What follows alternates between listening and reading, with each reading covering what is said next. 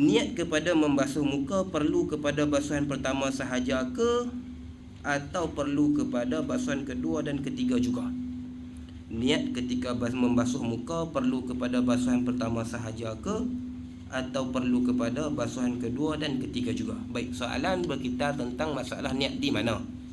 Niat di mana? Baik, ulama membahaskan bahawasanya niat itu macam yang kita sebut ni, dia punya masanya pada awal juzuk basuhan muka. Dan dalam fasal yang seterusnya dia akan sebut masanya itu iaitu pada awali juz'in minal ghusli wajhi, iaitu basuhan ketika basuhan pertama di muka. Dengan makna kata yang lain, ketika mana air sampai di muka itu, air mencecah muka, ketika itu sudah masuk waktu untuk niat wuduk. Untuk niat wuduk. Baik, niat tersebut untuk basuhan yang kedua yang ketiga juga perlu diniatkan ataupun tidak? Tidak. Dia memadai niat itu bila kita masuk dalam wuduk.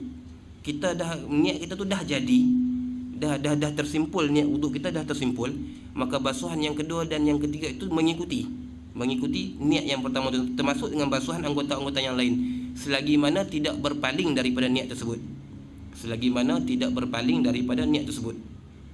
Bila dia berpaling daripada niat tersebut, contohnya bila basuh muka dan sebagainya, lepas tu ketika mana dia basuh tangan, bila dia nampak cat ataupun apa-apa yang ada di tangan tu, dia tonyoh situ dengan niat untuk menghilangkan perkara yang menghalang air sampai ke kulit, dan dia lupakan niat wuduknya, maka basuhan tersebut tidak dianggap basuhan wuduk.